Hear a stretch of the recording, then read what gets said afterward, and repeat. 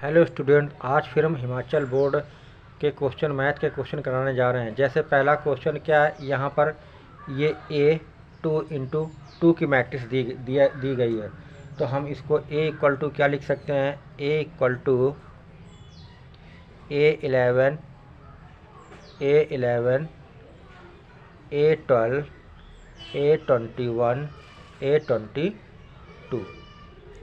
मतलब पहला रो पहला कॉलम, पहला रो दूसरा कॉलम, दूसरा रो पहला कॉलम। तो अब यहाँ पर ये दिया गया है ए आई J equal to bracket I plus J 2J का होल स्क्वायर अपॉन 2। पहले हमने यहाँ पर क्या लिखा, A11 यानी कि 1 आई की जगह भी 1 रखेंगे, जे की जगह भी 1 रखेंगे।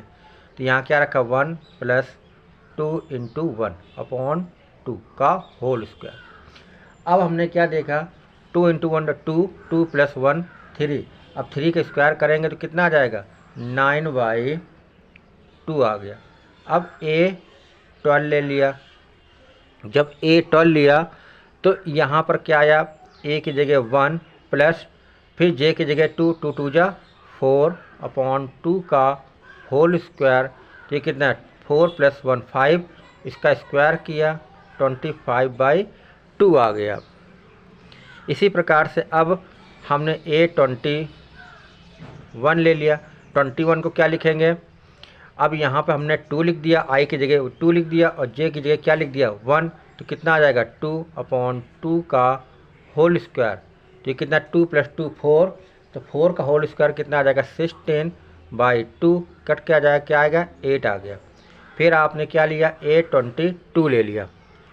A22 को आपने क्या लिखा, इस जगह 2 रखा और 2 2 जा 4 अपॉन 2 का होल स्क्वायर। तो कितना आ गया, 4 4 2 6 6 का 36/2 कर दिया। तो कितना आ गया, 18। अब हम क्या करेंगे, ये A की वैल्यू इस जगह पर जहाँ हमने क्या लिखा था, A11 A12, तो A इक्वल टू फिर ये बनाया, A11 कितना दे रहा है, 9/2। ये कितना दे रहा है, 25/2 और ये 8 और ये 18। इस तरह ये क्वेश्चन समाप्त हुआ। अगला क्वेश्चन क्या है, अगला क्वेश्चन है एलिमेंट्री द्वारा transformation, find the inverse of matrix.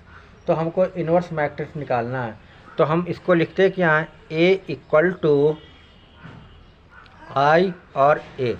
अब हमको इसको क्या रो ऑपरेशन से करना है।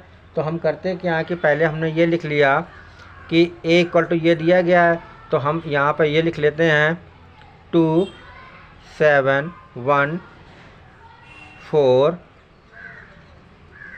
और I की जगह 1 0 0 1 और ये A लिखिए।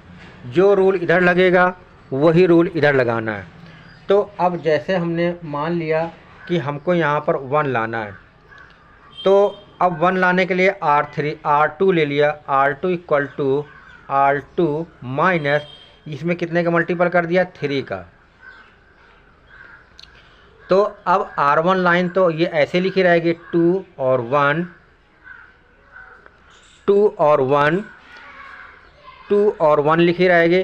तो फिर अब देखो इसको R2 क्या है, 7 है, 7 माइनस 3 R1, मतलब R1 क्या है, 2 है, 3 2 जा 6, तो कितना आ जाएगा, 1 आ जाएगा। फिर अब इसमें बारी आ गई, R2 क्या 4 है, 4 माइनस 3 R1, यहाँ कितना आ गया, 1 आ गया। यही रूल आप इसमें लगा देंगे दूसरे वाले में। तो R2 क्या है 0, R1 क्या 1, तो ये R1 तो ऐसे लिखा रहेगा, R2 चेंज हो जाएगा, तो ये कितना आ जाएगा, माइनस का 3 आ गया। फिर R1 फिर ये चेंज करना, R2 क्या है 1 है, 1 और माइनस, तो ये कितना आ जाएगा, यहाँ 1 आ जाएगा। अब आप कोशिश करेंगे इस टर्म को 0 बनाना है। तो इस टर्म को आप जब 0 बनाएंगे तो हम लिख सकते हैं R2 इक्वल टू, या फिर इस टर्म को हम ये 0, क्योंकि दोनों 1 1 है तो ये 0 बन सकता है, तो हम लिख सकते हैं R1 equal to R1 minus R2। तो यहाँ पर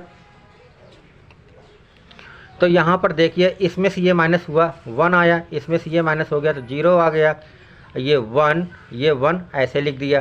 तो अब इसमें भी यही रूल लग जाएगा।